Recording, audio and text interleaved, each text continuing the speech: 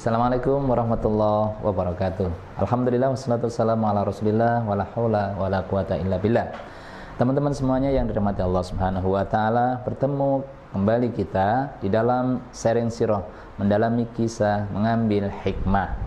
Pada kesempatan kali ini kita akan melanjutkan pembahasan kita saat Rasulullah Muhammad SAW bersama dengan kaum muslimin sudah masuk di Madinah. Apa yang beliau lakukan? Teman-teman semuanya yang rahmati Allah, Rasulullah SAW sebagaimana sebelumnya sudah kita sampaikan, beliau membangun masjid. Karena ini adalah tempat pertama dan fokus pertama dari Rasulullah bersama dengan kaum muslimin, di mana tujuan dari dakwah Nabi sallallahu alaihi wasallam sebagaimana tujuan diciptakannya manusia, wa ma khalaqtul jinna wal insa illa liya'budun. Maka datangnya, hadirnya Rasulullah sallallahu alaihi wasallam di tempat yang baru, wilayah yang baru, Madinatul Munawwarah, diawali dengan pembangunan masjid sebagai satu tempat sekaligus simbol pengokohan keimanan dan ibadahnya kepada Allah Subhanahu wa taala. Sehingga ini pula yang harus menjadi perhatian dan fokus teman-teman dan kita semuanya di dalam kehidupan kita, apapun profesi, apapun aktivitas kesibukan, dan termasuk dimanapun. Maka yang pertama dan utama senantiasa kita tekankan, kita fokuskan, kita nomor satukan adalah penegasan dan penguatan iman kita dan ibadah kita kepada Allah Subhanahu wa taala. Yang kedua, masjid dibangun oleh Nabi sallallahu alaihi wasallam bukan saja untuk membangun kualitas hubungan manusia dengan Allah Subhanahu wa taala dalam hubungan vertikalnya, akan tetapi masjid dibangun juga menjadi langkah yang kedua terpenting yang dilakukan Nabi sallallahu alaihi wasallam adalah untuk membangun ukhuwah Islamiyah di antara mereka. Rasulullah SAW persaudarakan orang-orang muhajirin dengan ansor, satu muhajirin dengan satu ansor, dan begitu seterusnya, sehingga ukhuwah Islamiyah yang terbangun dari orang-orang muhajirin dan ansor ini bahkan disebutkan oleh Allah Subhanahu wa taala melebihi hubungan persaudaraan karena darah. Karena dipersaudarakannya mereka oleh Rasulullah sallallahu alaihi wasallam ini, sehingga di Al-Qur'an disebutkan mereka pada tingkat wa yu'thiruna ala anfusihim walau kana bihim khassasah. Bahkan mereka mendahulukan atau memprioritaskan saudara muhajirinnya itu melebihi kebutuhan mereka sendiri. Misal dua orang yang dipersaudarakan oleh Nabi, Sa'ad al-Ansari dengan Abdurrahman bin Auf. Maka Sa'ad al-Ansari kemudian menawarkan kepada Abdurrahman bin Auf, apa yang ditawarkan? Wahai Abdurrahman bin Auf, saya tahu engkau ketika datang ke sini, ke Madinah, tidak membawa harta karena memang tidak memungkinkan. Banyak sekali harta kaum muslimin yang ditinggalkan di Mekah dan kemudian nanti akan dijadikan modal dalam perdagangan yang dikelola oleh Abu Sufyan dan sebagainya.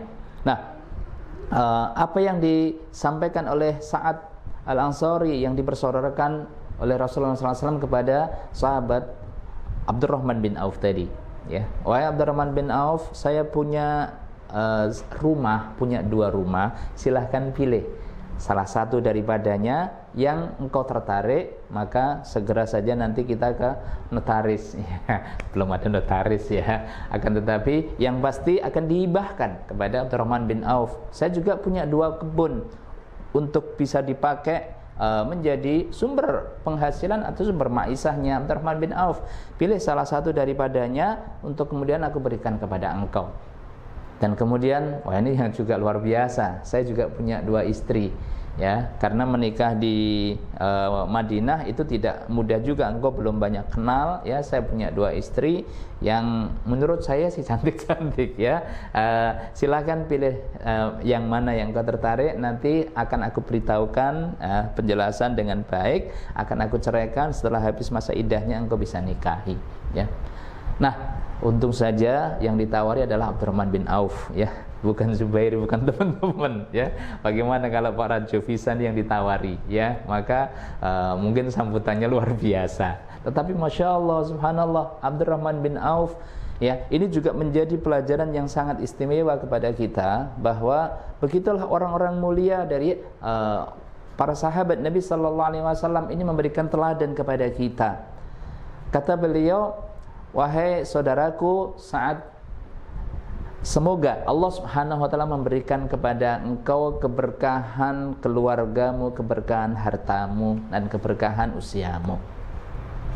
Nah, karena saya ini orang Mekah dan tidak terbiasa untuk mengurus kebun dan sebagainya, tetapi saya punya passion, saya punya keahlian sendiri, yakni tentang berdagang. Maka terima kasih atas segala tawaran Anda, semoga itu semuanya diberkahi oleh Allah Subhanahu wa taala. Saya hanya ingin tolong tunjukkan kepadaku di mana letak pasar. Nah, dari situlah kemudian Abdurrahman bin Auf setelah ditunjukkan bagaimana pasarnya, di mana pasarnya, seperti apa pasar itu dikuasai oleh Yahudi dan sebagainya, maka Abdurrahman bin Auf kemudian menjalankan apa yang telah menjadi passionnya, menjadi keahliannya, yakni berdagang, dan tidak dalam waktu yang relatif singkat Abdurrahman bin Auf kemudian bisa bahkan menguasai pasar saat sebelumnya dikuasai oleh orang-orang Yahudi. Teman-teman semuanya yang dirahmati Allah Subhanahu wa taala, ini fokus Rasulullah SAW yang kedua setelah masuk ke wilayah baru, yakni Madinatul Munawwarah.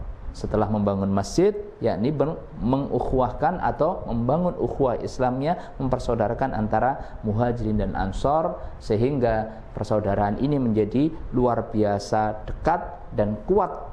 Bahkan tentu ya, ini bukan semata-mata persaudaraan yang bermanfaat untuk kehidupan, menopang kehidupan dunianya, akan tetapi sebagaimana Allah tegaskan di ayat 10 dari surat Al-Hujurat, innamal mu'minuna ikhwatun, sesungguhnya orang-orang yang beriman, hanya saja orang-orang yang beriman itu adalah bersaudara atau berikhwah atau berukhuwah. Nah, teman-teman semuanya yang dirahmati Allah SWT, apalagi yang kemudian berikutnya dilakukan oleh Nabi Sallallahu Alaihi Wasallam. Rasulullah SAW kemudian tahu bahwa sebagaimana juga apa yang dilakukan oleh Abdurrahman bin Auf, minta tolong untuk informasi tentang pasar dari saudaranya Sa'ad, Rasulullah SAW juga mendapatkan informasi tentang pasar. Maka apa yang dilakukan Nabi Sallallahu Alaihi Wasallam berikutnya, di samping membangun masjid sebagai tempat dan penguatan pondasi keimanan dan ibadah, kemudian mengeratkan ukhuwah Islamiyah, maka yang ketiga, beliau kemudian juga membangun pasar. Padahal beliau SAW bersabda bahwa tempat yang paling mulia di muka bumi itu adalah masjid Allah Subhanahu wa taala, dan tempat yang paling buruk itu adalah pasar. Nah, disinilah pentingnya kita belajar as-sirah an-nabawiyah. Teman-teman semuanya, akan menjadikan kita bisa memiliki pemahaman yang utuh, komprehensif, dan seimbang terhadap apa saja yang disabdakan oleh Nabi SAW dalam hadis-hadisnya, dan juga dalam ayat-ayat Al-Quran, seperti bagaimana juga kemudian memahaminya. Dalam hadis Nabi SAW tentang tempat yang paling mulia itu adalah, yang paling baik itu masjid, yang paling buruk itu adalah pasar. Ini kemudian prakteknya ternyata Rasulullah SAW sendiri membuka pasar untuk kaum muslimin. Maka apa ini ibrah atau pelajaran yang bisa kita ambil daripadanya? Salah satu pelajarannya bahwa Rasulullah SAW di samping beliau menegaskan tentang mengapa kemudian pasar ini disebut tempat yang paling buruk, karena di dalamnya banyak sekali praktek-praktek yang menyimpang dan menyalahi nilai-nilai aturan Allah Subhanahu wa taala, nilai-nilai ajaran agama yang lurus. Disitulah kemudian menjadikan pasar adalah tempat yang paling buruk. Nah, kalau kemudian Rasulullah SAW juga memerintahkan untuk kaum muslimin membangun pasar, maka tentunya kemudian pasar yang dibangun ini tidak lagi menjadi tempat yang terburuk. Bagaimana mungkin Rasulullah memerintahkan untuk membangun sebuah tempat, ya, sedangkan tempat itu menjadi tempat yang terburuk?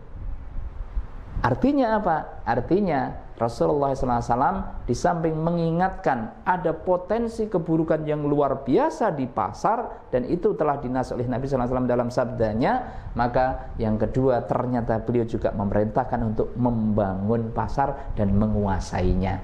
Sehingga di dalam sabda Nabi sallallahu alaihi wasallam yang lain misalnya ni'mal malus salih lirrajulis salih. Sesungguhnya harta yang terbaik itu adalah harta yang dimiliki oleh orang-orang yang salih. Demikian juga saya kira bisa dimaknai bahwa pasar yang kemudian diperintahkan oleh Nabi SAW untuk dibangun ini akan menjadi tempat yang terbaik karena di dalamnya dipraktekkan ya tata cara bermuamalah, berjual beli dan sebagainya sesuai dengan tata kelola aturan yang telah Allah dan Rasulnya tetapkan. Nah, ini hal yang ketiga yang dilakukan oleh Nabi Sallallahu Alaihi Wasallam. Teman-teman semuanya yang dirahmati Allah Subhanahu Wa Taala, kita melompat sedikit kemudian di tahun kedua Hijriah. Pada tahun kedua Hijriah, Rasulullah SAW mulai mendapatkan izin dari Allah Subhanahu Wa Taala untuk berperang, yang karenanya kemudian ya Rasulullah SAW mulai mengirimkan Sariyah, mengirimkan pasukan ekspedisi ya, dan cukup banyak beberapa ekspedisi. Salah satu yang kita sebut adalah dan disebut oleh para ahli sejarah merupakan ekspedisi yang besar karena menjadi salah satu sababun nuzul turunnya dari ayat Allah Subhanahu Wa Taala. Maka kita sebut ekspedisi atau Sariyah yang dipimpin oleh Abdullah bin Jahsy. Abdullah bin Jahsy diperintahkan oleh Nabi SAW bersama dengan beberapa rombongan dari orang-orang muhajirin untuk berjalan dalam waktu 2 hari. Setelah kemudian 2 hari barulah diperbolehkan untuk membuka surat yang disampaikan, yang dibawakan oleh beliau kepada Abdullah bin Jahsy. Setelah kemudian dibaca, maka Abdullah bin Jahsy kemudian mengumumkan kepada orang-orang yang bersama dengan beliau. Kata Abdullah bin Jahsy, Rasulullah SAW memerintahkan kita untuk datang ke sebuah tempat, yakni di Nihlah, ya, salah satu tempat yang selalu dilewati oleh orang-orang orang-orang Quraisy untuk berdagang, untuk perjalanan dagang, dan bisa mengawasi kondisi orang-orang Quraisy, orang-orang kafir Quraisy. Nah, ketika kemudian beliau sudah menyampaikan isi dari bacaan itu, beliau diperintahkan, Abdullah bin Jahsy tidak diperbolehkan untuk memaksa, maka disampaikan kepada semua rombongan yang mengikut, silahkan bagi kalian yang ingin mendapatkan pahala syahid atau mati syahid, maka ikut bersamaku, dan yang tidak ingin, monggo silahkan mau kembali, tidak ada masalah, ya. Tetapi kemudian, dan saya tidak akan memaksa kalian dan tidak boleh memaksa kalian semuanya. Tetapi kemudian semuanya ikut, tidak ada yang tertinggal sedikit pun, ya. Berangkatlah kemudian rombongan ini ke Nihlah. Ketika sampai di Nihlah, ya, bertemu dengan beberapa kafilah Quraisy, salah satunya kemudian di dalam kafilah itu ada satu kafilah yang membawa senjata, ya. Dan kemudian terjadi provokasi, ya. Padahal waktu itu Abdullah bin Jahsy diberangkatkan bulan Rajab, bulan Rajab, dan kita tahu bulan Rajab adalah salah satu dari bulan haram.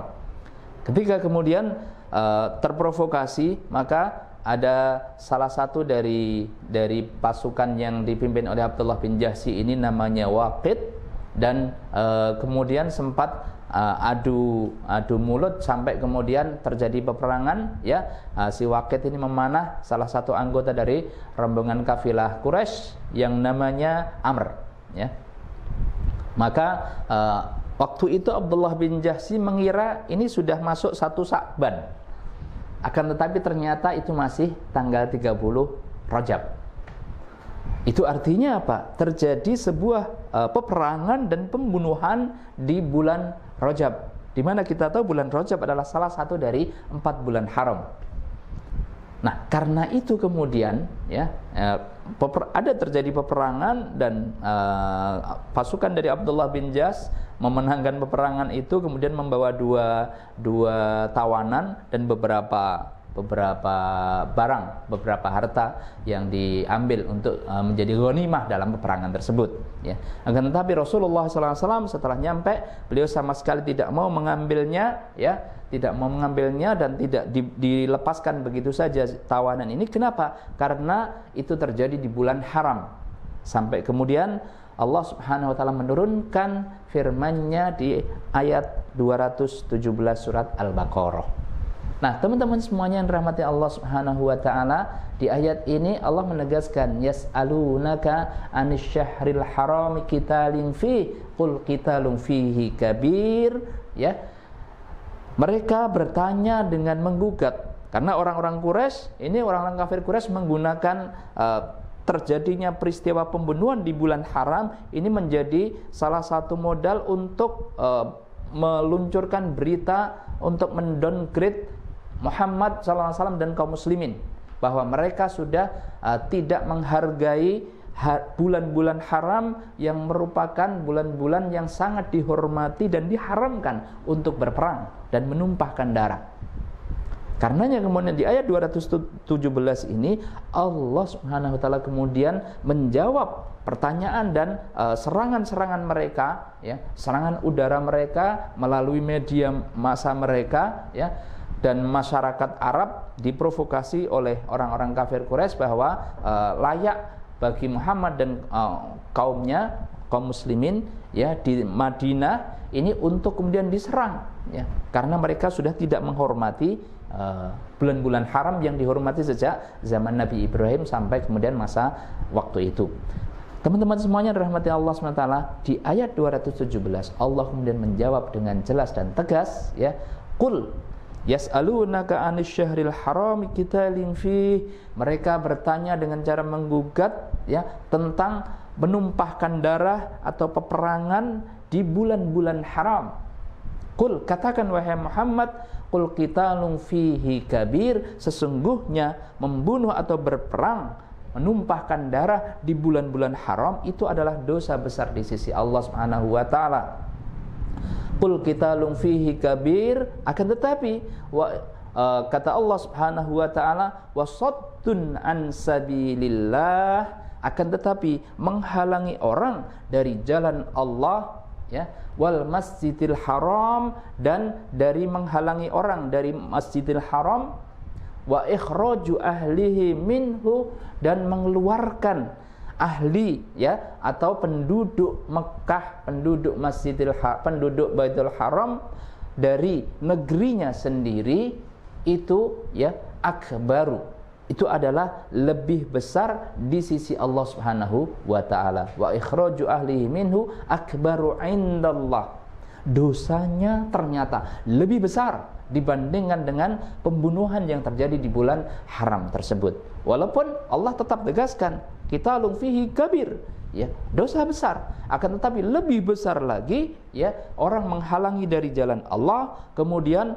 menghalangi orang untuk ke Masjidil Haram, dan juga mengusir, ya, penduduk asli dari Mekah keluar dari negerinya sendiri. Siapa saja? Rasulullah Muhammad SAW, Abu Bakar As-Siddiq, Ali bin Abi Thalib, dan Abdurrahman bin Auf, semua, Utsman bin Affan, semua ini adalah ahli Mekah, akan tetapi kemudian diusir sendiri oleh mereka, oleh orang-orang kafir Quraisy, dan itu jauh lebih besar.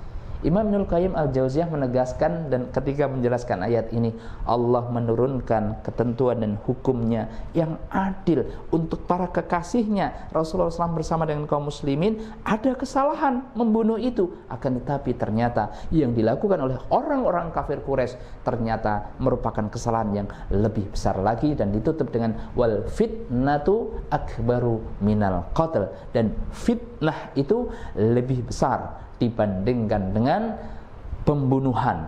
Nah, teman-teman semuanya rahmati Allah Subhanahu wa taala, sebagai penutup terakhir dalam sesi kita kali ini, ya, ini untuk menjelaskan saja bahwa kalimat fitnah di ayat 217 ini bukan sebagaimana fitnah yang ada di bahasa kita, ya.